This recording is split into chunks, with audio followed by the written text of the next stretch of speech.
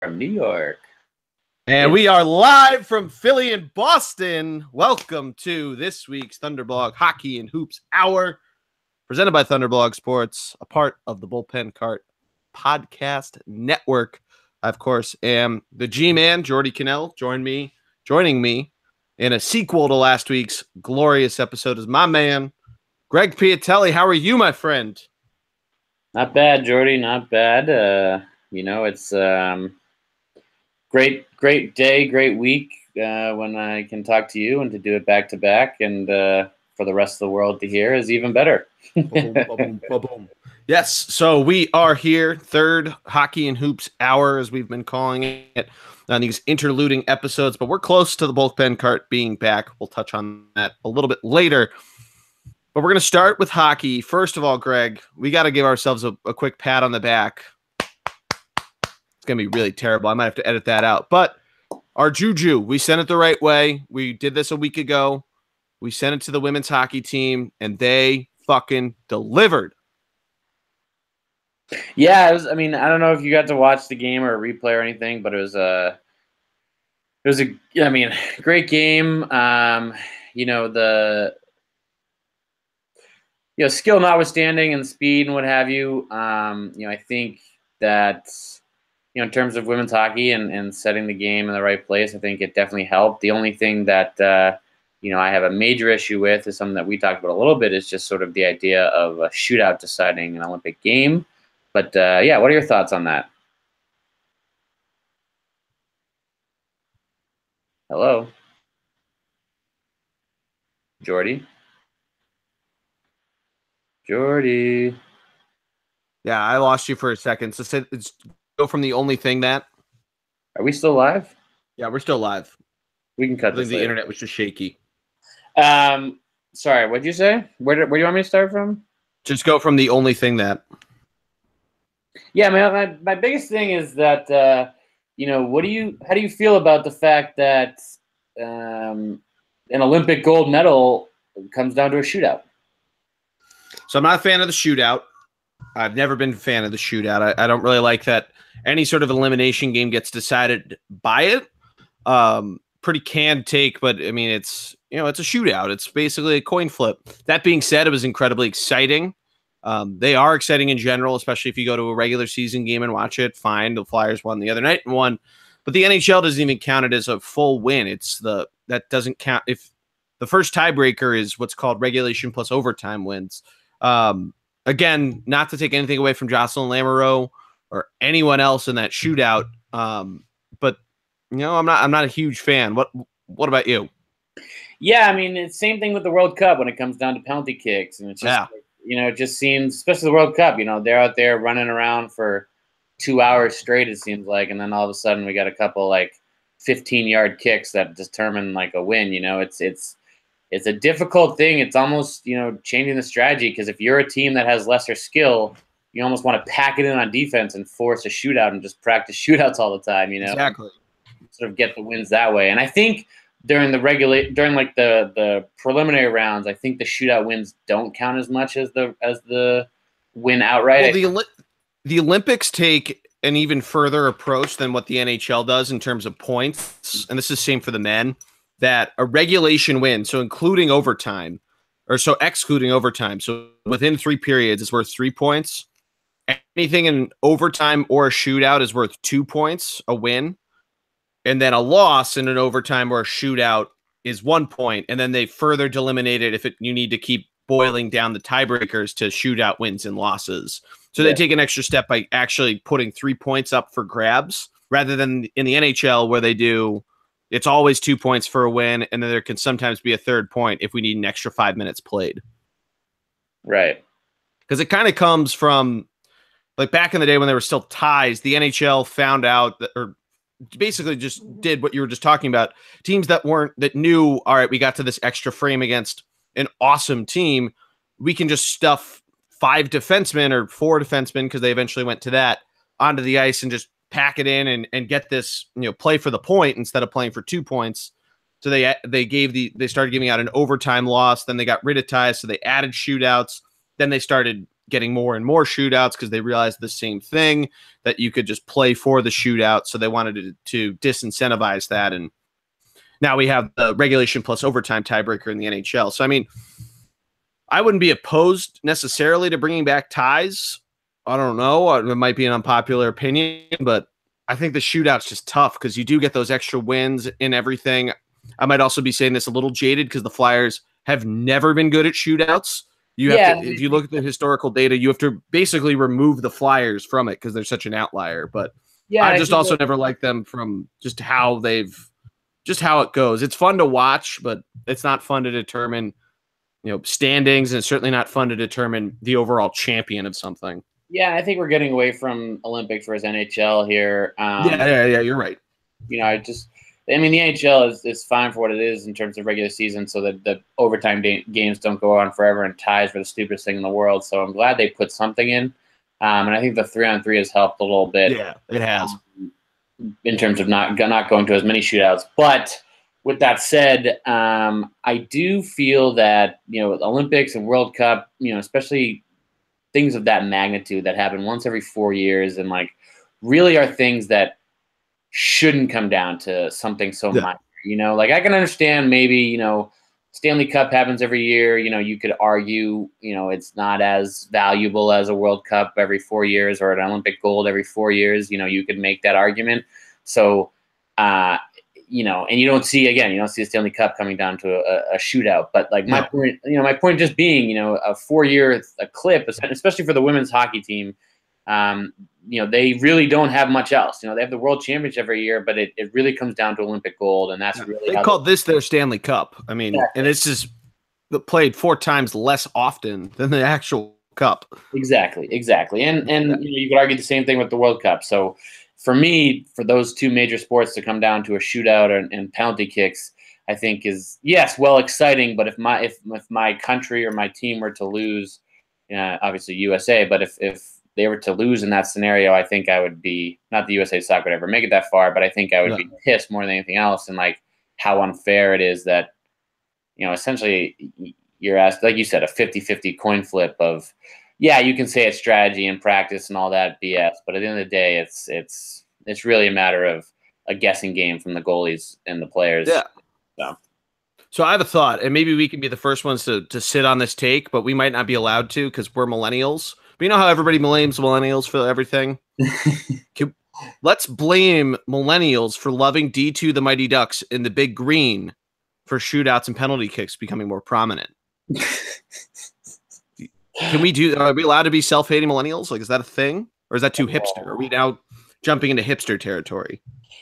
Jordy, millennials go from babies born in the 80s to babies born in the mid-2000s. So I guess there's a huge range of people that we can blame. And I'm going to go 80s babies are the ones that are making the money now. So I'm going to blame our parents and the baby boomers for perpetuating this, we still get a point for a loss thing. I'm going to blame the baby boomers. All right. Well, before we get a generational war going, quick thought. What was your reaction to Canada and Germany and the Germans getting so close to winning the gold medal? Going beyond, the Canada-Germany game, Germany jumped out to an early lead, and Canada really had to fight back and fight their way into it. So literally, they threw bows as soon as they went down 4-1, if you didn't see the game. What'd you say? I said literally had to fight back. Germany takes a lead halfway through the second period, for those that didn't watch, and Canada comes out on the next face-off just throwing elbows at Germany. These are way higher hits than they need to be. So fighting is the literal verb to use on how they tried to claw their way back into that thing. Yeah, and quite frankly, Germany had a better strategy for that game, and they deserved to move on to the gold medal game, and I'm happy it worked out for them in the end.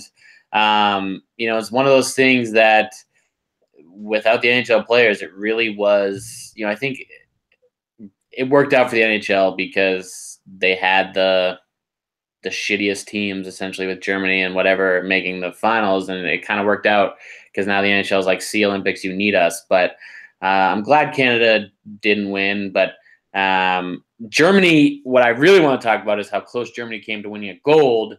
And, you know, if it wasn't for a couple choice penalties, that game probably would have gone to a shootout with how little time and overtime was left at the final clip there. So I wish it had gone to a shootout. We're talking about the other way, but if it had gone to a shootout, I really would have wanted Germany to beat the Olympic athletes from Russia, just because I don't care about either country. But at the same time, too many penalties, and with that much star power with the Olympic athletes from Russia, I think they did not have a chance of winning with all those penalties. I guess my question to you is, Jordy, does Anze Kopitar make a comeback or try to make a comeback to the NHL?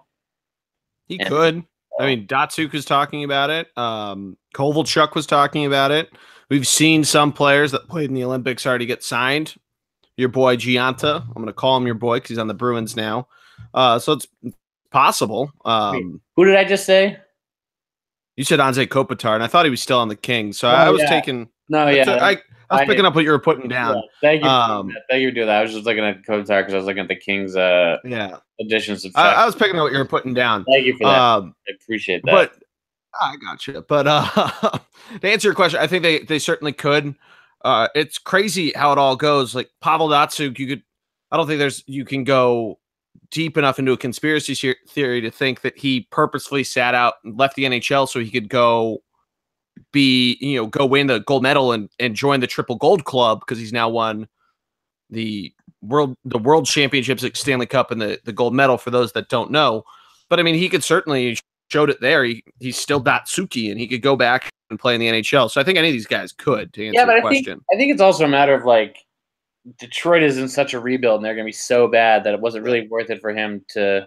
Yeah, if he goes back now, he can't, because he didn't retire a free agent. He retired a Red Wings, so he'd have to go back to the Red Wings, right? Exactly. So I think at the end of the day, in terms of the NHL, he made the right move, just based on everything. But did Kovalchuk retire a Devil? I think it was a combo of, like, his contract ran out and they, like, kind of bought him out. He had that mega contract, remember? Yeah, he had, like, the 10-year deal, so I guess he still has one, but I think they bought him out, which is, like, allowed him. Yeah, they might have. I was gonna say, if you're Kovalchuk, well, maybe the Devils are making a push. We're gonna talk about this in a second, but why not at this point? Go provide some leadership to the young Devils squad. Yeah. P.S. Great transition, Jordy. Yeah. Trade deadline. I mean, was this one of the most active ones we've seen in recent years, or what? Yeah, you and I were texting about this the entire weekend. It really started with the Bruins making the trade for Rick Nash. Sunday, yeah. I think he overpaid, because the Rangers kind of come out like bandits with a lot of the picks, and the Nemeshevov, or however you pronounce his name, from Tampa. Yeah, I mean, honestly, it's so tough because, the Bruins gave up a kid in college in Ryan Lindgren, who is a captain as a sophomore, so that should tell you his leadership, and he's a young defenseman. And yeah, the Bruins don't really have a lot of space for young defensemen because they already have so many on their NHL roster now, but they lose their third-line center in Ryan Spooner, who was a power play guy. He has a ton of speed. He's one of the fastest guys, not only in the Bruins, but in the league. And, he really is a top 2 center, but he's just stuck on a Bruins team that has Krejci and Bergeron ahead of him. And, it's a tough position for him to be in. And he really was a great third line center. And I wish they had kept him, but they had to give him up in order to get, Rick Nash and sort of go for it all this year. And unfortunately, the bad news is now, looking back on it, we're 3 days away from the deadline, and Bergeron announced he's got a broken foot. So who knows, if he's going to play through it or what that's going to look like. He's out for like 2 or 3 weeks. Isn't that the timeline they gave? Yeah, but it's a matter of his foot's still going to be broken, and after those 2-3 weeks, just a matter of they're letting it rest for as long as he can, and then we'll stomach what you can for the playoffs. Yeah. But they gave up some draft picks, which. That's the tough part for me is teams are really building through the draft now, and the Bruins especially, same sort of deal. And it's a process, is what you're telling me. Yeah, I mean, the 76ers try to claim that they're the ones who came up with this, but like teams been building through the draft forever, and Yeah. you know, there's things to be said about teams that are, you know, especially hockey wise. That I Yeah, mean, I know. I'm just fucking with you you. could argue, No, you could argue, Jordan. You could argue Vegas is the ultimate trust the draft process. well, I mean, look at them. They didn't even have to let a dude go. They just traded draft picks to get guys. I Yeah, mean, good for them. Tatar came out last night. I mean, I think he was the only person of big names that got traded because you had Rick Nash score and save a goal. You had Paul Stastny, who got traded from St. Louis to Winnipeg, score. You had who else am I blanking on? Help me out here. Who else? What other big names got traded? Boom, boom, boom, boom, boom, boom, boom, boom, boom. Evander Kane, he didn't play. I don't think he played last night. Who did the Wild beat? I talked about this on the blog today. Anyway, but you had all these guys that just got traded immediately pay off for their teams. I mean, you saw it firsthand. Literally, Rick Nash put the team on his back, and then your boy Charlie McAvoy with the snipe in overtime. I saw a replay of that, and it was pretty fucking sweet. Yeah, he's. I mean, we talked about it. You and I talked about it a little bit with the Celtics and the Bruins.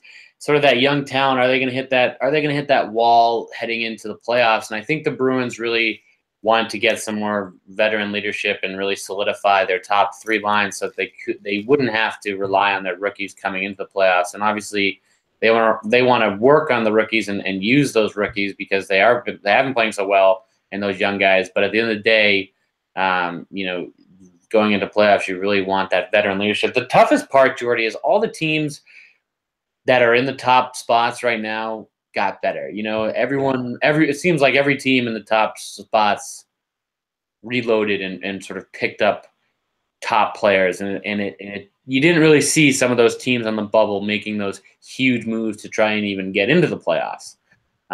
You did a little bit with some teams, but you know, it really is like.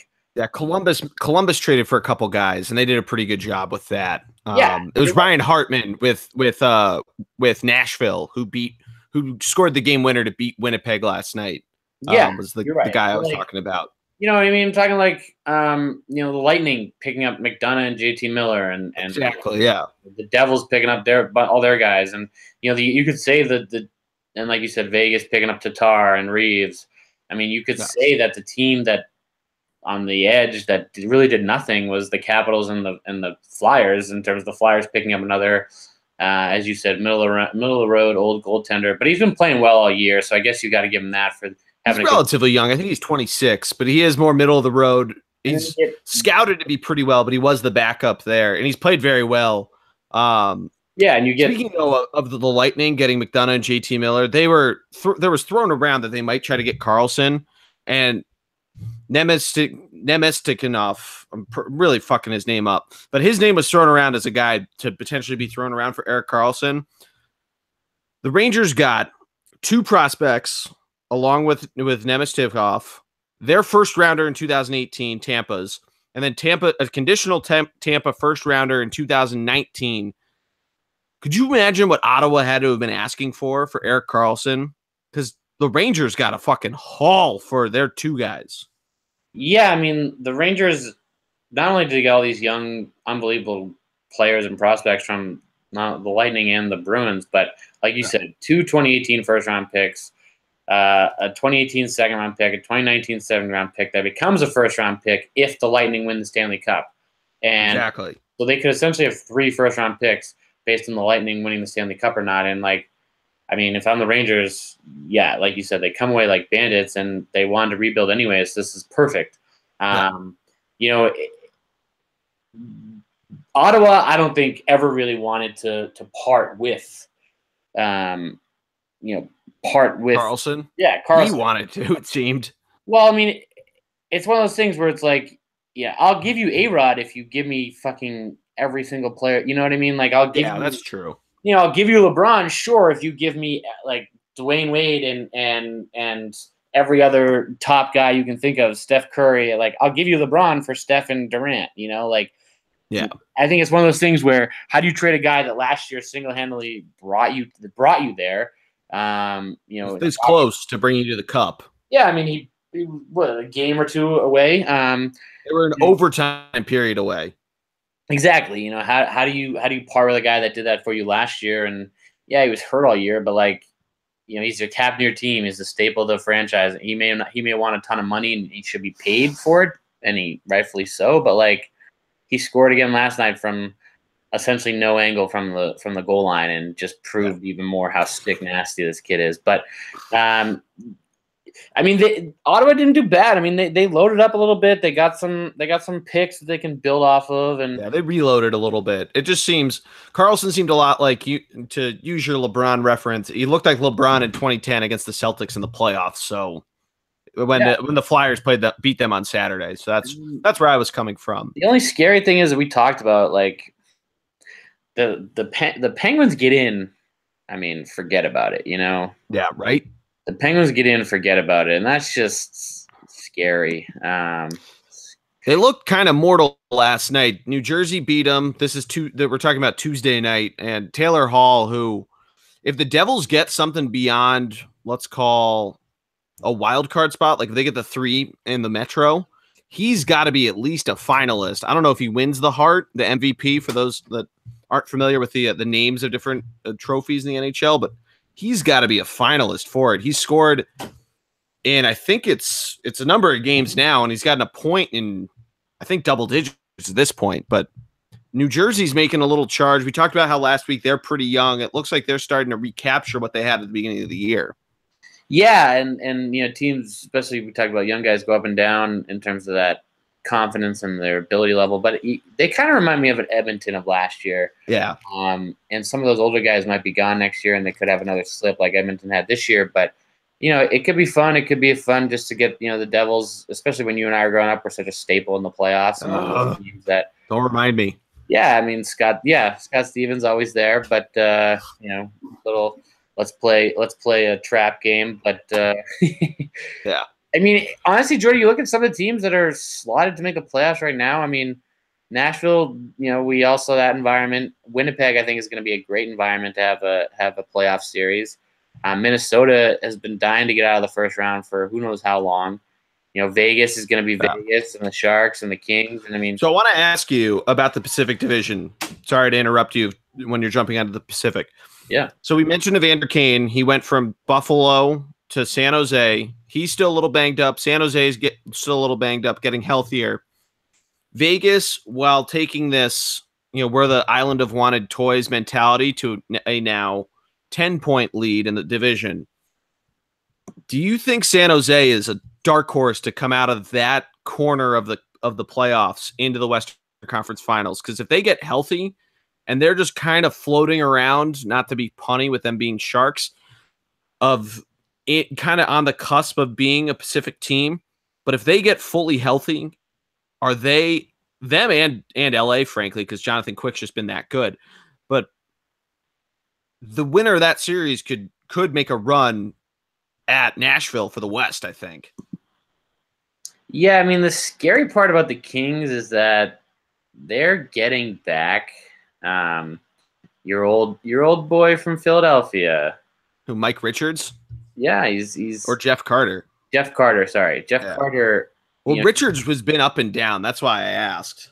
No, Jeff Carter, you know, he's been injured for most of the year. And he's coming back, and they picked up you know, Scott Wedgwood, who was trying to help their back end just because Quick you know, struggled a little bit with how much he was being overplayed, and you know, now he's going to be there, but like you said, he's looking great as of late, and I think that LA might have too much of that experience, too much of that push. I mean, San Jose too, they added Evander Kane and essentially upgraded from Evander Kane and Daniel Regan, who essentially they traded a 1-for-1 with some picks, but yeah, you know, it's tough because, you know, someone like Evander Kane has that sort of edge that San Jose needs, and he has that sort of little, you know, pop, if you will. They could be scary. Yeah. The crazy thing, LA just swept a home and home with Vegas and made Vegas. They dummied them. They dummied them in Vegas. I mentioned it on the nightly roundup for today, the Wednesday one for those listening beyond Wednesday. That they made them look mortal. But granted, they played back-to-back nights, so they didn't have a chance to go out and get after it in Vegas, or at least not as much as you might. But, I mean, they still took care of business. They won 4-1 in Las Vegas. So I don't know if the Knights necessarily give up the top seed, but they might start to look a little more vulnerable. Yeah, I mean, here's the problem is Nashville is their goal differential is just it's unreal. Yeah. I was going to try to say that the Kings have by far the best defense, but I had to scroll up a little bit to see Nashville is only allowed 2 more goals than them and have scored nearly 20 more goals than them. Yeah, and not for nothing, but Nashville reloaded too, Ryan Hartman and Brandon Bolig are by no means slouches, and those two guys at the deadline are really gonna help in terms of that. They lost. They lost. Well, the point is who's their captain last year? Well, they just re-signed him to a 1-year deal. Yeah, that's what I was gonna say. They lost him and he's back. His name is Mike Fisher. He's Carrie Underwood's husband. Thank you. He's Hartman's a rental, sure, but he's a young, fast wing that really provides that physical game that Nashville likes to play, and with Fisher coming back and that leadership sort of just in time for, imagine being retired the whole year and then sign a fucking playoff contract. It'd be so sick. Dope. The crazy thing too, I just looked, I went on the Predators page. Claude Giroux leads the Flyers with 70 something points. Do you know what the leader in the clubhouse for the Predators is right now? With a better offense, mind you. Mm-hmm. It's PK Subban with 48 points total. Damn. Yeah. They have, I need to count it out, but they have a ton of dudes with 20 goals, a ton of dudes with over 20 points. It's a balanced attack. They have a great defense, an awesome goalie. I mean, they're scary. And the rest of the Central is just kind of, except for Winnipeg, really has been kind of this revolving door at the bottom of it. The Western wild card is going to become this weird race that you almost couldn't sell a playoff spot to them. Right. So as it stands now, just so yeah, we're on the same page. Yeah, I mean, as it stands now, Vegas will play Dallas, San Jose would play the Kings in the first round, Nashville would play Anaheim, and Winnipeg would play Minnesota. And everyone's sort of chasing Anaheim because they have the 74 points. They're sort of the low man as it stands at this current moment. Oh. And Dallas. Vegas would play Anaheim because Anaheim would be wild card. They'd be 1 seed. Vegas plays Dallas because the whole division thing. Well, they're both. So basically, the reason why Greg and I are getting into this stiff, it's whoever. Oh, because Nashville, they're tied in points. Nashville's played less games. Never mind, you're right. I was looking at wins. I forgot to look at the games played. My bad. Yeah, I mean, I'm right. You're wrong. I get it. No, listen, honestly. So gotta listen to Greg. Everyone's chasing Anaheim right now, but like we said, Dallas very easily could be that last place team. But Calgary is a point behind. St. Louis is 2 points behind. Colorado has made a huge run this year, 3 points behind. St. Louis, though, seemingly had just sold out. I mean, Braden Shen came out as soon as they traded Stastny and flipped a shit, which, I mean, they've lost 7 straight. I kind of get it of why their GM's like, hey, let's try to get something while we can, but you're still right in the heart of a playoff race. You're 2 points out of a spot. Yeah.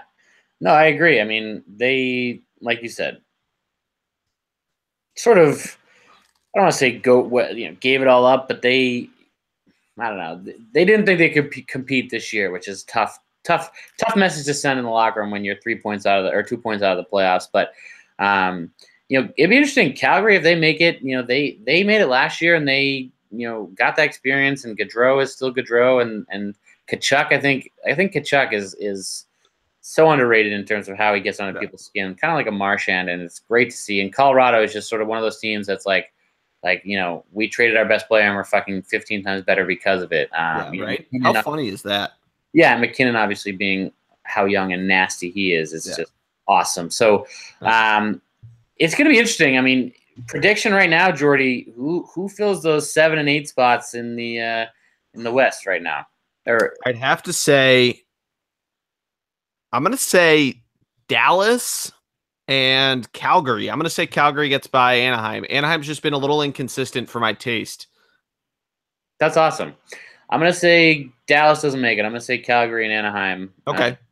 I think at the end of the day, Anaheim has too much of that. Been there, done that before, and they're very much always one of those teams that's no one really notices or talks about. And I think that's a very good point. They're always a second half threat. I mean, they've gone from like 5th to 1st like that. Yeah, so, and they also had some guys who were hurt and now are back. So they've been playing well as of late. And they're only going to get better from here. So it's true. Anyways, let's go to the East. So I'll give the things for the East currently, and then you can give us the same sort of deal. All right. I feel like all the time, Jordy and I always talk about the East, so it's good we talk about the West this pod. So as it currently stands, Tampa would play Columbus, Toronto would play Boston, Washington would play New Jersey, and Philadelphia and Pittsburgh would play each other in the first round. Oh man. Everybody at this point, at this current moment, is currently chasing Columbus. And it seems like everyone else – Columbus is really the only team, in my opinion, that might lose out on this spot. Islanders 4 points out of Columbus. Carolina is 4 points out of Columbus. Florida's 5 points. Detroit 7 points. Rangers 9 points. But they obviously sold for broke. So, it's really the East is almost set, I would say, with the exception of Columbus. And obviously there's some shifting around in terms of who would play who and what rounds and what have you. But it's looking pretty square pat as 7 out of the 8 teams almost seem to be locked up. Obviously, there's a good amount of hockey to be played, but Columbus, sort of that last team. But like you said, they geared up so much that they could be fine. But they're at 69 points with the Islanders and the Hurricanes and the Panthers 65, 65, 64. Yeah. So your opinion? Anybody catch Columbus? Anybody jump them? I don't. I think Columbus is good. They're not fine. They might sweat it out to the end, but I think they're going to make it. I'd love to see the Islanders get in. They really didn't sell out for what they had been doing. Their issue is that they play like garbage away from home, and what had kept them up in the top 3 of the Metropolitan for so long is that they somehow played really well at the Barclays Center despite shitty ice from what we've been told, and just really not an awesome home ice advantage, but that's sort of caught up to them now. I think they're 16 and 15 now when they hadn't lost one game in regulation until like December. They've just gotten really cold. Carolina's kind of at that point. You and I were talking about it either last week or a couple weeks back that at some point they had to fall off. They've now lost 6 straight, and that seems kind of like what's happening. Columbus just loaded up a little bit. I don't think they necessarily catch New Jersey. That might be a point of contention. The reason I say that, New Jersey looked pretty good against Pittsburgh. I mentioned before Taylor Hall on a tear. So if he cools down, they might stay in the wild card. As much as I'd love to watch the Flyers continue to trade spots with Washington, they have a game in hand and are only down a point. I don't know if they necessarily, because they're in the same spot as New Jersey, to stay as hot as they are. They are 9-0-1 in their last 10 games. They're finishing up February, basically going, I think it's 10-1-2. So 10-3. Awesome month. But again, you play Pittsburgh 2 more times down the stretch. Originally, I was scared of playing the Rangers 2 more times, but you did pretty well at Madison Square Garden before the Rangers sold off, and then they sold off. You play Carolina tomorrow night. Carolina could try to play spoiler. You have to play Columbus a few more times. I think you're done playing New Jersey and Washington, but you play the Bruins 2 more times. They're a solid team. You go to Tampa on Saturday, where you did win earlier in the season, but that's tough to do twice. So I don't know. I think I'd say Washington might stay 1. I'd want to see Pittsburgh get up there, selfishly as a Flyers fan, and thinking that they probably drop to the 3 spot. and I'd rather play basically the same matchup you had 2 years ago of the Flyers and Capitals in that 2-3, or no, but in the 2-3 rather than one wild card. So I'd go to settle things in the Metro. Penguins, Capitals, Flyers, then Devils, Blue Jackets is the wild cards. And then I'd flip Boston and Toronto. So I'd go Tampa, Boston, Toronto. So Tampa plays Columbus as it stands right now. Pittsburgh plays New Jersey, Flyers, Capitals, Bruins, and Maple Leafs. Yeah, I mean, I think the Penguins catch both Philly and Washington. I think the Penguins overtake them. And the only reason why I say that is because, the Flyers are on a 9-0-1 tear right now. Yeah, it's they're not too close to the sun, but they're dangerously close that they could just really flame out before the playoffs start. Yeah, and the Penguins are one of those teams that you knew they were going to put together, and you don't win back-to-back cups without coming out a little slow and sluggish in the beginning. And I think that they're on a 7-2-1 clip right now, and their home record is just off the charts, and it looks like they're going home games left. So I foresee them making it interesting. If not going up to number 1, I at least see them getting up to 2. They're either Washington or the Flyers. I think Washington really did nothing at the deadline, and they added a defenseman, but they really didn't do anything, and that doesn't send a great message to the locker room. Last year you went out and got Kevin Shattenkirk, and then you let him walk to New York, and you haven't really done a lot to replace a stud defenseman like that.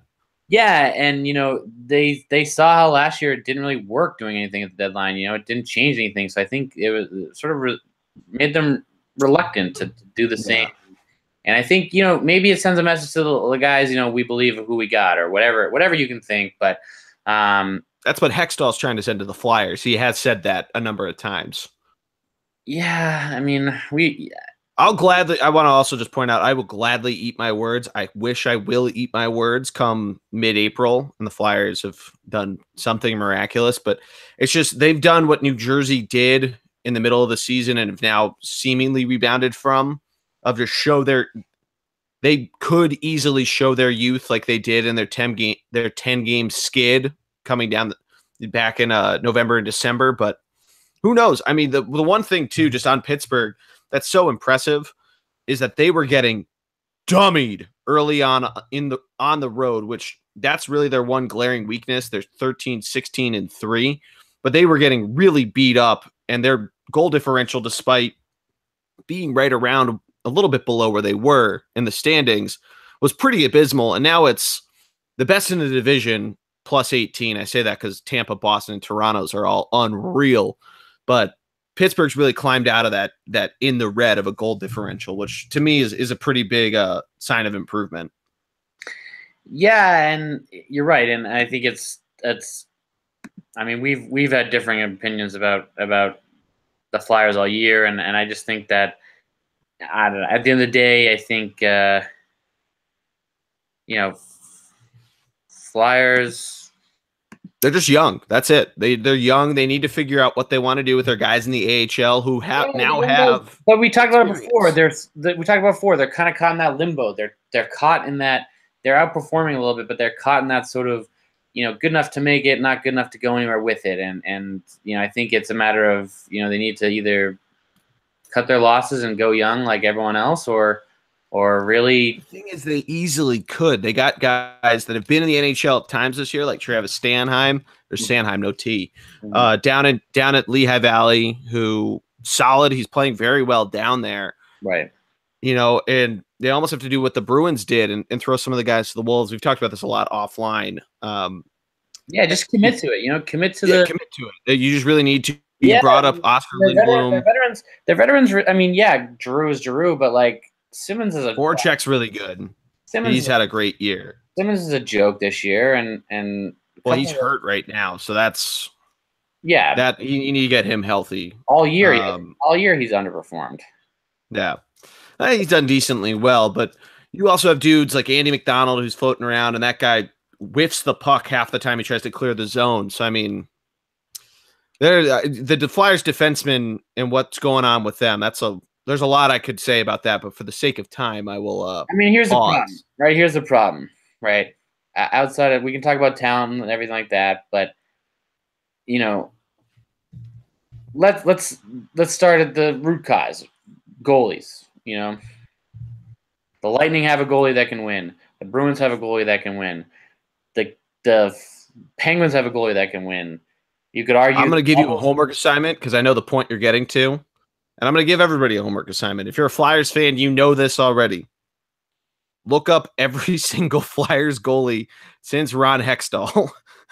It's not an impressive list. Yeah, I mean, you could argue, Jordan. You could argue the Devils have a goalie that has already won. You know? Yeah, absolutely. No. I'm agreeing with you. Flyers goalies, it's for whatever reason, it's incredibly difficult if you're proven outside of Philadelphia to come into Philly and play for whatever reason it is. You can say it's the fans all you want as an outsider, but they need one. I'm agreeing with you, and I want Carter Hart to be older so goddamn badly because that guy is tearing up the WHL.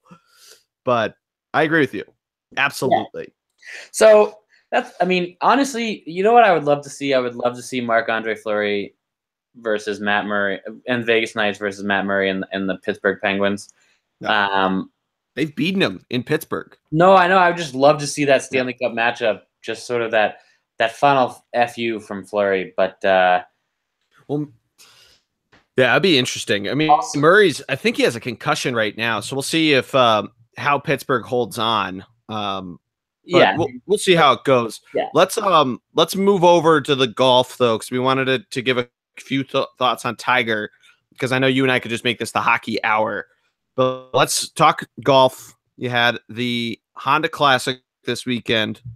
You had Tiger Woods not only make the cut, but at one point on Sunday was 3 or 4 shots off the lead, depending on when exactly you looked at it. And then he hit the bear trap. Tiger Woods, for those that don't know, shot even par on the weekend. He was -8 collectively over the 4 rounds on holes 1 through 15 or 14. I think 15 is where the bear trap starts. He was +8 in the bear trap, including 3 over in the final stretch of 4 holes. But Tiger looked pretty good, Greg. He looked pretty good when he didn't have a driver in his hand. We talked about that last week, but the driver was still a little sprayy. Yeah, I mean, and he hit a duck, right? Yeah, he did. No, it was a goose. He did hit a goose. Sorry. The biggest thing for me with Tiger is I'm glad he's wearing a collared shirt again. Yeah. Right? This fucking weird like mini, it almost looks like a t-shirt, but there's still the V with buttons. Yeah, and I get that he's trying to promote the new thing, and Nike and him are trying to do the new golf apparel and all that, blah blah blah. But I'm glad some endorsements, you know. I'm glad he's back to the old collar. But no, I mean, you're right. He did look sharp, and I'm not sure when his next tournament is. But I think he's playing one more before the Masters. I think it's Bay Hill, so that's a couple weeks away. Okay. He's not in Mexico this week. That's where they are. Starting tomorrow. We had talked about whether or not he deserves to be on the Ryder Cup, or if you think he could make the Ryder Cup, and I think he can. Yeah, I mean, as a fan, obviously, I want him there 100%. But could you imagine Tiger versus fucking like Henrik Stenson, just doing the fuck? Remember Rory versus Patrick Reed 2 years ago? Could you imagine that? But it's Tiger doing his fucking double arm pump.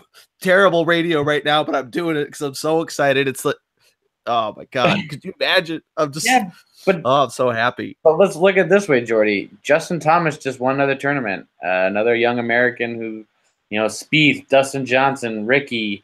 Bubba won a tournament 2 weeks ago. I mean, there's so much American talent that it's so hard to like, who would you put Tiger over, I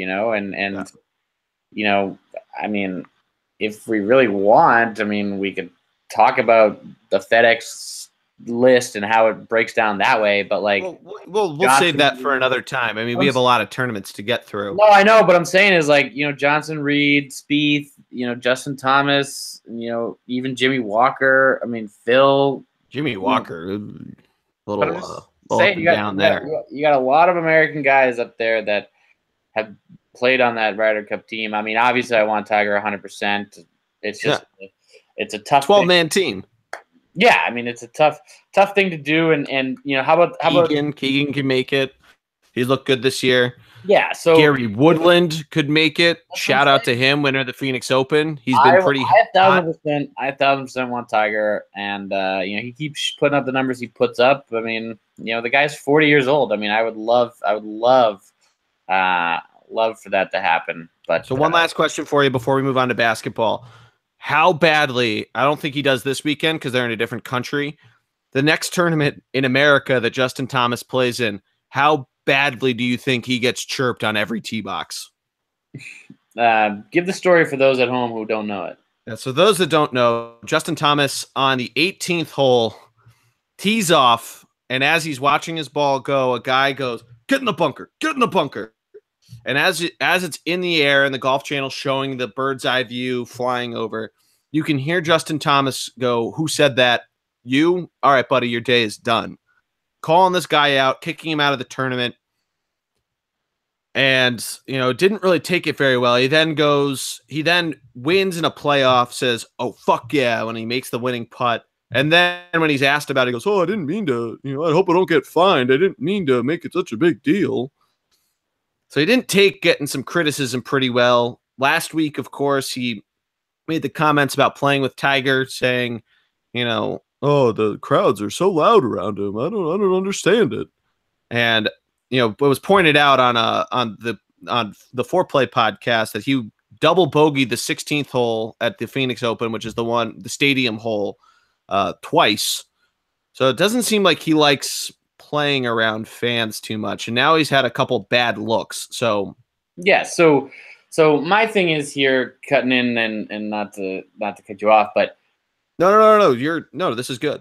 Yeah, I mean, I just think that at the end of the day, I mean, Rory said the same thing as Justin Thomas, that, you know, Tiger, they say when you're playing with Tiger and the groups and the crowds that are around him, you lose 2 or 3 strokes every round. Rory said that about Tiger. He said, "I don't know how Tiger does it. He must have lost 2 strokes at a tournament," to which Barstool's Riggs commented that Tiger should have won 19 majors and would be the greatest of all time. So I support Rory in that sentiment. Well, I guess my point being that, like, these are guys who, especially Justin Thomas being so young, like, you know, they haven't played with crowds like this ever before. Yeah. You know?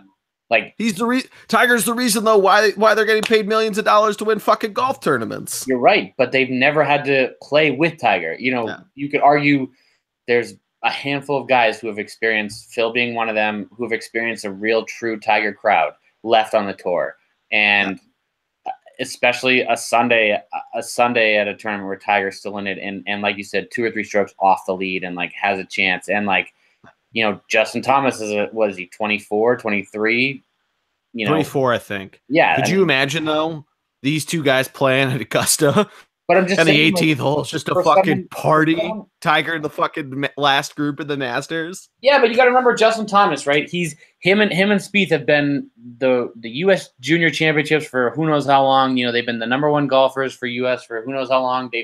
They've had success in their sport since they were teenagers, and now all of a sudden the pressure's getting to them. I just don't buy that. You know, I don't think the pressure's getting to him. I just think the crowd thing. I mean, the crowd thing is a good point. I think it's just a matter of he's never seen it before, and I think it's just a bad look. I think eventually, maybe he'll figure it out, or maybe he just comes away as a little bit more of a villain. I don't know.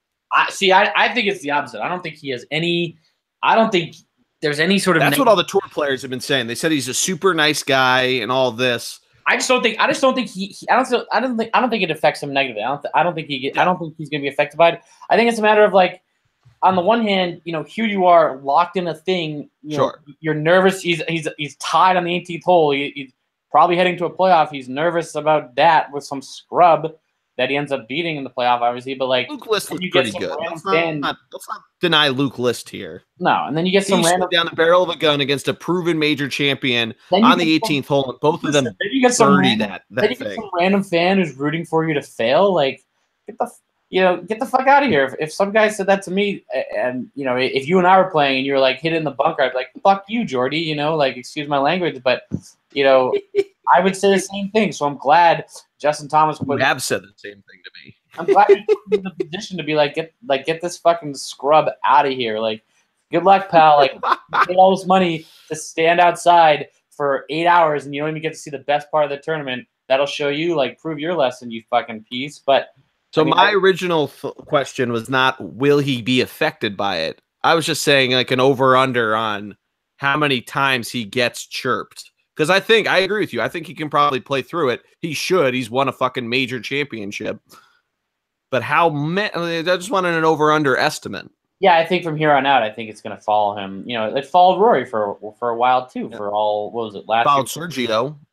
There's a whole list of dudes that people just fucking love to hate. Yeah, and it's gonna happen. You get those golf pardos who think they can shoot par on their average country club course, but then dude, I used to work with a guy that was like that. Like he put on the fucking Masters in April, and he goes, "Yeah, man, I'd hit a casual 9-iron on number 12." Yeah, like shut the fuck up. No, you would. Like, shut up. These guys are driving the ball further than like it takes me 5 shots.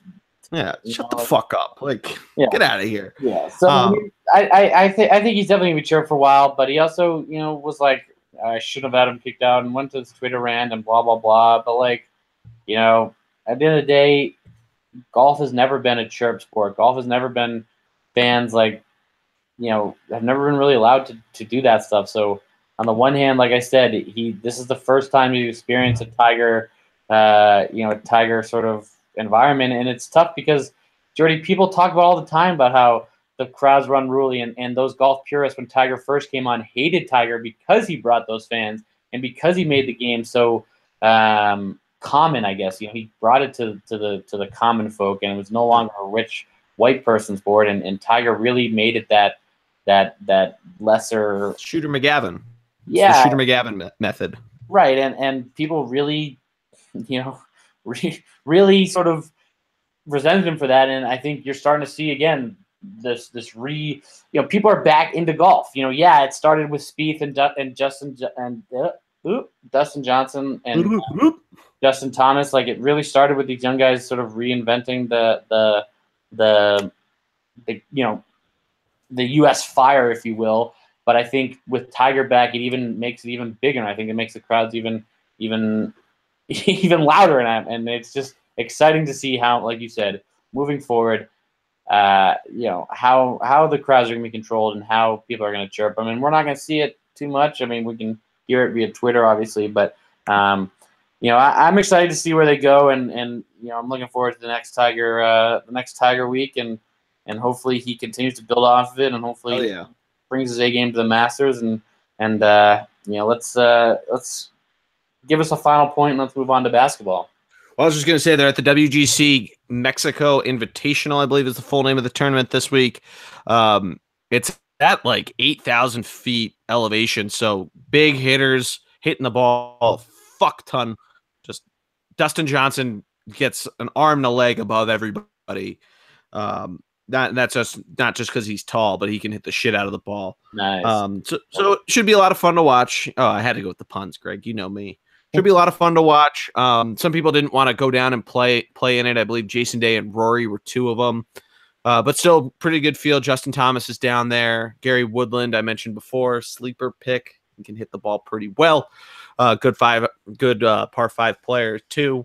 But watch out for that. You should see, I think it's Golf Channel, CBS, all that good jazz. But yeah, moving on to basketball, we have a number of things to kind of digest here. We're finally back from the All-Star break. We were not back the last time you and I sat down to talk, this stuff. So what have your thoughts been since the B-ball came back, Greg? Yeah, I had or the NBA, question. I should Do you say. think these uniforms are going to be the rest of the year? Is this like a promotional thing? Are we doing the end of February? What do we think? Which uniforms? They have like all these special uniforms that they've been wearing for. Oh, the city. Yeah. Well, so the NBA decided this year, for those that don't know, to do 4 new uniforms instead of calling them home, away, and alternates. I believe it's the legend, the statement, the city, I forget, and signature. What I forgot the four names are. I'll Google this while I explain it. But basically, they have just 4 different sets of uniforms. They can decide to wear them wherever the hell they want to. But to your point, you're seeing these uniforms. The Golden State Warriors have it with, is it a deer that's on there? It almost looks like the Jaeger logo. Mm-hmm. The Miami Heat, I've seen them in person. It looks like Miami Vice. But it's basically, I believe you can just choose to wear it whenever the hell you want to, though, like soccer teams do. Yeah, I mean, I mean, obviously, as a Celtics fan, more of a purist for the uniform. Some of them are good. Some of them, like the Miami's little like Miami Vice theme they got going, is pretty cool. But they're pretty cool. I know every year NBA always does something for Black History Month in February, and they did like a Mexico. Well, they have the shooting shirts that they're wearing for Black History Month. But they also did like the Mexico, like the El Heat and all that. Did they do that this year? No, but they did a couple years ago. Is what I'm saying. So yeah, I know they try to do something every year and try. It's Los Sixers. It's all money, right? It's all for money. Los Spurs. Yeah, I mean that was just my quick thing. And then in terms of the NBA being back and from the All-Star break, Commissioner Adam Silver saying tanking has no place in the NBA and fined the Dallas Mavericks 6 figures and for Mark Cuban's comments and his role in the whole tanking thing. What do you, as a fan of a team that tanked for so many years in a row, what do you feel about the new commissioner's comments on tanking? Well, he's always been anti-tank. There's a long-standing conspiracy theory of the Colangelos coming into Philadelphia and taking over. That being said, whether or not you should tank or not, I mean, if you want to put your team through that level of turmoil to the point that, the Sixers had at least a deep enough roots settled within Philadelphia that now that they're back and in full swing, that they, are back to selling out games or getting damn close to it. And to the point that even in the depths of the process that you had crowds that were, the upper decks barely filled to the point that you could buy a last row seat and go all the way down to the front row of the upper bowl. But that being said, I wrote an article about this about a year ago, that you would have those games, but that deep rooted fanhood, if you're playing, the Sixers played, I think it was like the Rockets or somebody, and they pulled the game to within 10 points. And the crowd was going absolutely ape shit. So if you believe that your fans, long-winded answer to your question, will stick around, and you think that it can take 4 years, it basically took the Sixers to go from the 2013 NBA draft, where the Sixers trade Drew Holiday for Nerlens Noel and the number 12 pick in for Nerlens Noel. They still have the number 4 pick anyway, where they took Michael Carter-Williams. That worked. No, well, they traded Drew Holiday. They got Nerlens Noel, who had just been drafted by the Pelicans. Then they took your boy, Michael Carter-Williams, who went on to win Rookie of the Year. CJ McCollum was a pick before him. Not a big deal. Lehigh University. But then you had the 3+ years, 4 years of real pain. I mean, last year was fun when Joel Embiid was healthy, and even afterwards, they still played pretty well. And now you have these guys that you really earned their stripes. I know that's a Yankees term, but really they earned a ton of respect from people in Philadelphia that really paid attention to the team. The Robert Covingtons, who's now nationally recognized as a great 3-and-D player, but guys like TJ McConnell, who was an undrafted free agent out of Arizona, and he talks about on JJ Redick's podcast of getting just fucking worked by your Celtics in his first ever NBA game, and he worked through it. Brett Brown, the guy that coached them through all of this, but again, to answer your question, if you believe that your fanhood, because that's where all this money is going to come from, that shared revenue, all that good stuff, if you believe that you can keep your fans in it, then by all means, in my opinion, go for it. Because we just talked about with the Flyers, there's somewhere in between it. Jesus, that's not even a sentence. There's some limbo that you're going to go into that you can float around, hope that you can sign somebody big, or just keep trying to throw, shit against the wall and hope something sticks through the draft, which is what the Sixers did a number of times. And got lucky that the one guy they picked, their first full draft in the process, finally was healthy and has stayed relatively healthy this year. And then they were able to get another guy that's turned out to be a pretty awesome point guard who needs to work on his free throw shooting. Not to rehash the Miami game from last night, but Ben Simmons, do better. Yeah, I mean, I as a Celtics fan, the Celtics have never tanked just because they're way better than Philadelphia. Didn't you try to in '99? Listen, and the Spurs got Tim Duncan. Listen. The Celtics have never tanked in their life. No, Jordy, honestly, it's one of those things where, or not '99, whatever Tim Duncan's draft was. Yeah, I mean, it's one of those things where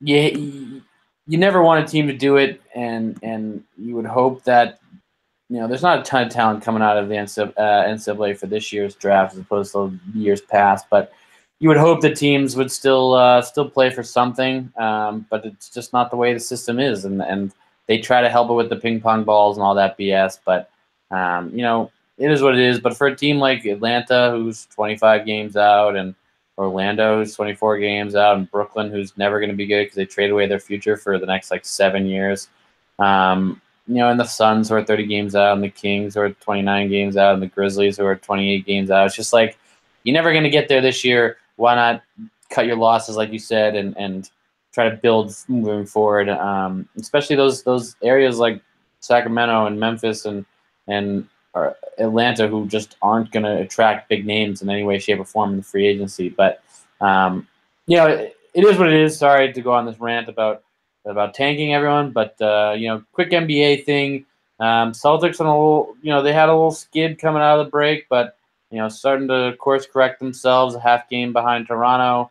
2 games in the loss column, but still sitting pretty in the 2 slot, which is nice. And looks like the 76ers, Jordy, are gonna lock up a playoff spot and sort of, I know it's too early to tell, but it looks like they. Detroit with Blake Griffin could make a run here and a push and bump out the Sixers. But I think the Sixers, like the Celtics, just need to get that playoff experience and give some of the young guys, that little thing. But it comes down to the big question everyone's talking about: can anyone beat Golden State? Can anyone beat Cleveland?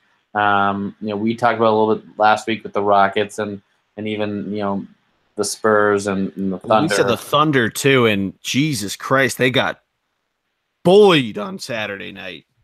Yeah, they did. And the Rockets on a 13-game win streak is what it is, but it's one of those things, Jordy. Still only came up on Golden State though, so yeah, you're right. And I don't think anyone's beaten Golden State. I think the Rockets make it interesting, and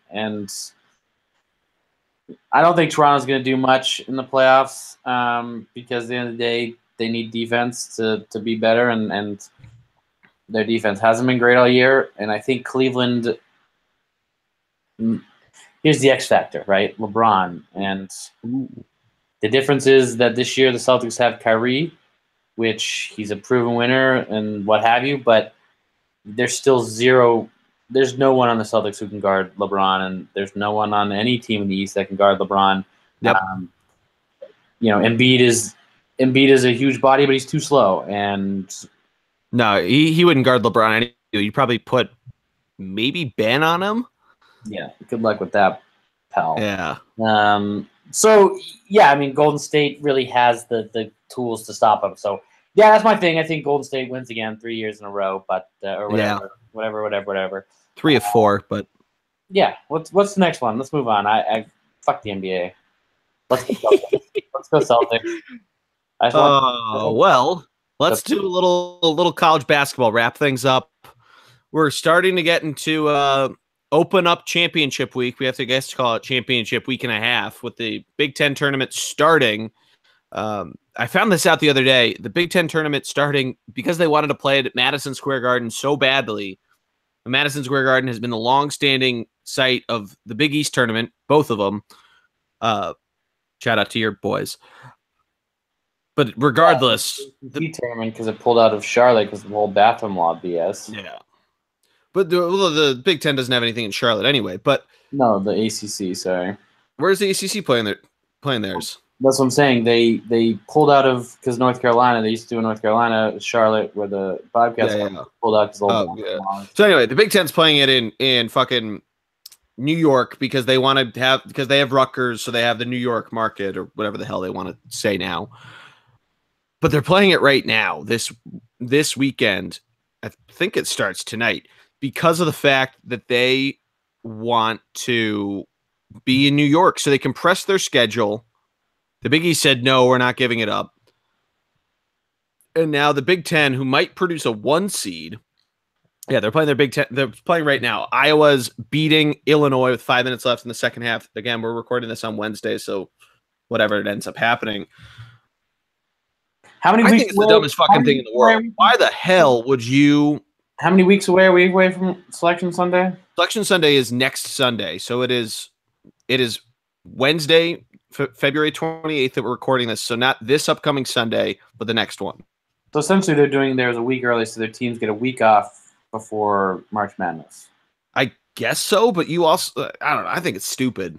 You want to try to get television revenue? There's still good college basketball on. Yeah, they get television revenue, 1. 2, their top teams aren't gassed going into the tournament. They're not playing 5 games back to back and then turn around the Sunday before they have to play a Thursday, Saturday game for the real March tournament. You get that week off, you get a chance to rest some guys, you get that, especially for their top teams, it makes some sense. And as we've learned, it's all about money. And the big story, which I know we want to avoid, but the big story. No, I'm fine talking about it. Yeah, the only story we really need to talk about is this whole paying players and recruits and everything like that. And end of the day, I think you and I fall in the same place. I say pay the boys. Yeah. Yeah, absolutely. Yeah, we fall on the same page there. It's not that I wanted to avoid talking about it. It's certainly worth discussing because it could have huge implications going forward. But it's just one of those things. I'm not as well versed in terms of the legality and all that stuff. So I avoid it more just to the fact that I don't want to sound like an idiot, not the fact that I want to avoid it altogether. But on this itself, the way that they do it like how the Big East did at the very end, where they have the top seeds get 2 buys. So if, say, Michigan State, the 1 seed in the Big Ten tournament, were to win, they'd play 3 games in 3 days. But that's a good point. You don't have to go 3 games in 3 days. You finish it off on Saturday, or in this case, they're finishing off on a Sunday, and then go back and play a 16 seed 4 or 5 days later, or a 15 or whoever. But still, I mean, it just seems crazy to me that you're not going to put it on Selection Sunday itself when you used to be able to be the only game that's on. I mean, you're playing this the Big Ten tournament. How many mid-major tournaments are going on now? How many mid-major tournaments end in the middle of the week? That's a good point. Ivy League. That's a good point. The championship this weekend too, right? The Patriot League starts tomorrow. That's a good point. All these other leagues get the same thing, so now it's just a major conference doing the same thing and allowing their teams a whole week off. Because you get Florida Gulf Coast, who was done 2 weeks before they played Duke or whoever the fuck they beat, and it's just like Georgetown. Yeah, I mean, Georgetown had to play a tough ass Big East schedule, and they had to play 3 games back to back, 3 days in a row, get 3 days off, and then turn around and play fucking Florida Gulf Coast, who could jump through the roof. Like, guess what? They're not gonna have the legs to beat a team that has 2 weeks off. So, right. Especially going through a grueling Big East. So, I mean, it's on the one hand, I understand your frustration, and a major conference shouldn't do this, but at the same time, as a major conference, is it genius? That's the question we should be asking. Is it the smart move? Should other leagues do it? I mean, I don't know. I don't know. So my whole thing with it is that they compressed their conference schedule. So you played, instead of 2 games a week, you're playing 3 games a week. So yeah, I get you're getting a week off to kind of catch up, if you will, but I feel like you're almost running a risk of, I mean, granted, we're now hindsight's 2020, so we're not looking terribly back at it, but Yeah, but they're going boom, boom, boom, boom, boom, boom, boom, boom, boom, and I guess the NBA does the same thing, but the NBA is twice as long. Yeah, but think about how many big games they had on ESPN this year. Think about how, I mean, the Big 12 was all over ESPN all year long. You know, I feel like I was watching West Virginia play every fucking week on ESPN. Well, that's because I think the Big Ten Network. I think doesn't Fox own the Big Ten Network, and and also the Big Ten Network's just its own deal at this point. Yeah, but that has nothing to do with ESPN playing them all the time. Well, they're on ESPN every. Never mind. We're arguing about bullshit, just dumb shit at this point. But what I'm saying is that, like, to get this, and I just think it's kind of weird to compress your schedule just because you wanted a place so badly. I didn't think about the week off. That's a really good counter argument, but I think it's just weird to. Yeah, I mean, it's the New York exposure. It's the you own the weekend essentially, right? I mean, I was going to go into what else is happening this weekend, but we can. Yeah, well, Duke plays UNC again, so you're losing that for your night games. You have West Virginia Tech. That's a shitty game, but West Virginia's playing. Syracuse plays Clemson. That's actually a decent game. I'm just running through it now. Georgetown, Villanova, which is a big deal, even though Georgetown sucks this year. Fuck Villanova. Yeah, and then, I mean, to your point as well, Gonzaga is already starting their tournament. So, you know, but I don't know. It's a good point. I hadn't thought about that.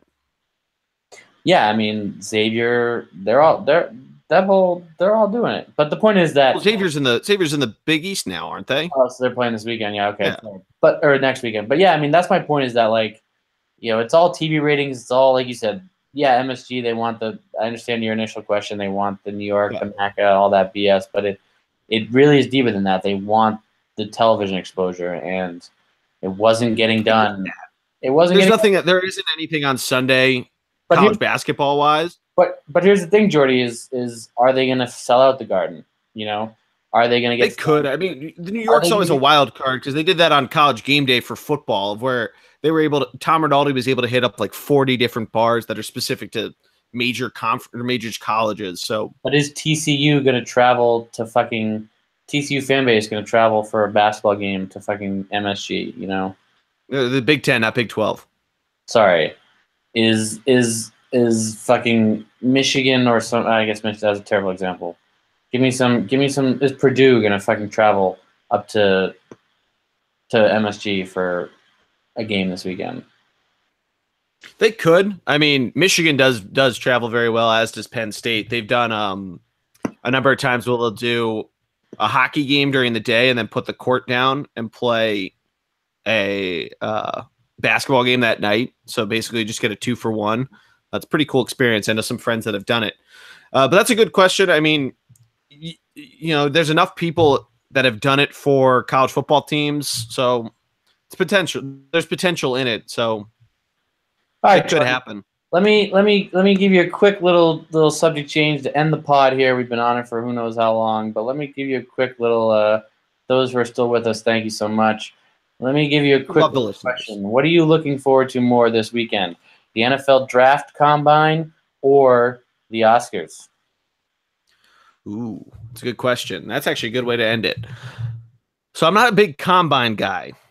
Ooh. Might surprise you. I like the NFL Draft a lot. Okay, I usually just kind of take a chill pill on the Combine. I might have it on in the background. I'll probably have the golf on compared to it. The Combine, though, I'd rather just read how everybody did and then formulate my own opinions on the draft itself.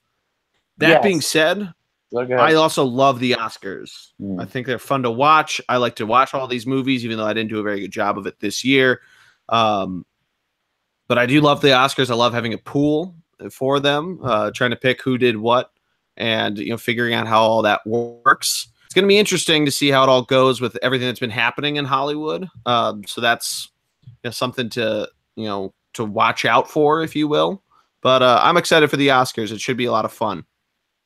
Yeah, so I'm a huge Combine guy and less of a draft guy. I think it's the opposite. I think it's more of the Patriots in me because they, you can always scrutinize the Patriots draft and blah blah blah, and they just trade picks for no reason sometimes. But I'm a big Combine guy, and I'm not a huge award show guy, but obviously, the Oscars are different, and I tune in here and there, but I'm never really like let me sit down and watch it from beginning to end. Yeah.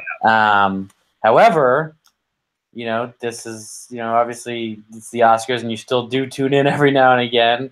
But I'm a big Combine guy. I love the Combine. You get to see some of the drills, which I like. Some behind the scenes stuff. You really get to see coaches sort of in their element, coaching that you don't get to see every day. You don't get to see some of those D coordinators and position specific coaches actually running drills, and those are the things you don't get to see. And for me, I've always enjoyed the practices, or not in practice, but like learning through drills and learning how coaches approach the game and how, not that obviously players are going to work hard in those drills, but like you learn so much in terms of the movements that players are doing in a specific drill and how it translates to a game and how they can really evaluate based on how a guy cuts from one thing to another, So this is the Berkshire 2008 Most Improved Football Player, ladies and gentlemen. So good job. Yeah, I mean, not even that. I was just talking more of, I was just talking more of like, at the end of the day, I think, I guess I'm a fan of people. I guess I'm a fan of learning the game and learning how people evaluate different things. But you live in a house of learned football guys. Yeah, it's tough. It's tough for me. Like I said, I do like to watch those things in the Combine and have it on and all that stuff. But the best thing though, the Oscars I'm looking forward to, and I'm looking forward because I've seen I guess this is the first year I've seen the majority of the movies, and this isn't like. Have you seen them all? No, I haven't seen them all, but I've seen the majority of them, and it's one of those things where it's like last year I still haven't seen the all of La La Land, and I still haven't seen that French movie, and I still haven't seen the French movie that has like 0 words and all of the bullshit that won. I don't do the foreign ones. No, but remember there was a French movie that had 0 words and it won an Oscar for like Picture of the Year. Are you talking about The Artist? I don't know. It's a fucking that was actually one of the first Oscars I won. Or that I watched, not one. Jeez, man. Congrats on winning the Oscar, Jordy. Yeah. Applause to me. Yeah, all right. No, but like that's my thing is so long story, whatever. But that's this year I've actually seen the movies, and I'm excited. I'm excited to see who wins what and where they fall. What was your favorite of the? Let's just do of movies nominated for Best Picture. Yeah, go ahead. Give the rundown for those who don't know. Yeah, so it's Call Me by Your Name, which is a movie that takes place in Italy. I don't know the younger guy's name, but him and Armie Hammer basically have an affair in Italy. I've not seen that, but Darkest Hour, story of Winston Churchill, played by Gary Oldman, basically takes place at the same time as Dunkirk. Both are World War II movies. That's Christopher Nolan's one. Get Out, if you don't know what that is, Get Out. Lady Bird, movie directed by Greta Gerwig, basically coming of age tale about a teenage girl growing up in Sacramento. Phantom Thread is Paul Thomas Anderson's newest movie, starring Daniel Day-Lewis, and apparently his last movie ever. The Post was about, I think, Richard Nixon's and Watergate in the Washington Post. The Shape of Water, directed by Guillermo del Toro, basically what most people call it is the fish fucking movie. And then 3 Billboards Outside Ebbing, Missouri, not about the 3 billboards in Cleveland recruiting LeBron to Philadelphia, but about a much more serious issue in Ebbing, Missouri, that has to do with a mother hell-bent on avenging her daughter's rape. Personally, my favorite of all of them was Get Out. But I still need to see Get Out. Emily and I have had that queued up for a while. Dude, it's so good. I heard it's awesome. It's just like one of those things where you're not expecting, like, there's a twist, but you have, like, you're still surprised when the twist comes. Yeah. I didn't do a good job of seeing all of them this year. We had Get Out, Lady Bird ready to go. Lady Bird. Phantom Thread I'm probably having to do on my own. Lady Bird was good, Jordy. I'll give you that. Shape of Water I did not like. The thing that I think is going to win is the 3 Billboards. I think 3 Billboards will win ultimately.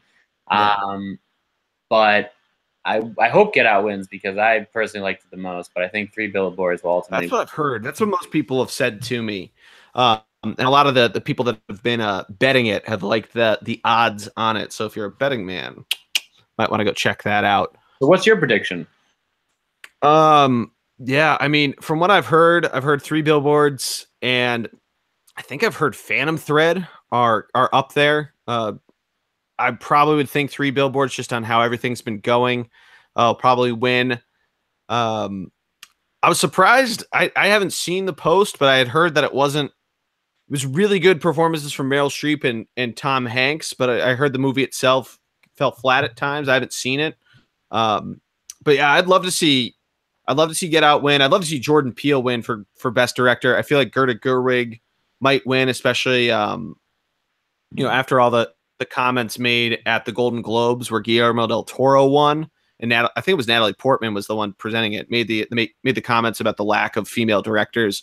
So you might see the Academy go that way. I enjoyed Dunkirk, but Christopher Nolan took his Christopher Nolan-ness to make it a little more complicated, I think, than it needed to be. Did you see Dunkirk? Bits and pieces, never the whole thing. Yeah, it was good. It was really good. It's a good war movie, but it's not really spoiling it because it's a historical event that he based it on. But he does like this time hop thing where it's 3 stories that take place over a different period of time that he jumps through, and they all meet up at the end of the movie to kind of find each other. But it's interesting. You should see it. It's important to see, but learn a little bit about history. But I think that before we really start rambling about movies, have you seen Black Panther? Dude, I saw Black Panther opening night. It is awesome. Yeah, I saw it this weekend. I loved it. Yeah, dude. That might be so. That's actually a good movie thing to end on. So I think the last 3 Marvel movies that came out, all leading into Avengers 3, Avengers Infinity War, I think they've been my favorites, which were Spider-Man, Thor Ragnarok, and Black Panther. I also really like Captain America 2, the Winter Soldier, just because it had a James Bond vibe to it. But so that'd be my Mount Rushmore, if you will. But Black Panther, man, if you haven't gone and seen that Movie is fantastic. Yeah, I think Black Panther was unbelievable in the fact that there's two white people that had actual roles in it that weren't just extras was pretty impressive. Big news just came down the pipe. Rob Gronkowski expected to return 100% to the Patriots, and we'll end on that. Yeah, that's per Ian Rappaport. I saw that earlier today. The not fired one. But that's going to do it for us. As always, just make sure to go check out the blog, thunderblogsports.com, ThunderBLG on Twitter, Thunderblog Sports on Facebook and Instagram. And for my man, Greg Piatelli, thank you as always. It's always a blast having you on. Jordy, always a pleasure. We say it every week. Super knowledgeable, know what you're talking about. Love the pod, love the blog. Hell yeah. Stay tuned for me and Greg coming back with the official return of the bullpen cart, by the way. Spring training is in full effect. Thunder BLG on whatever, and Thunder Blog on whatever, and subscribe. I'm glad you know all the social media handles. What'd you say? So I'm glad I know you all the social media handles. Listen, I've listened to enough pods that I got it down. I just forget which one's super fan. Hey, listen, I just forget which one's Insta, which one's Twitter. But anyway, that's going to do it for us. BLG is Twitter, Greg. For my man, Greg Piatelli, I am the G-Man. Have a good night, everybody. Thanks again, and let's go Flyers.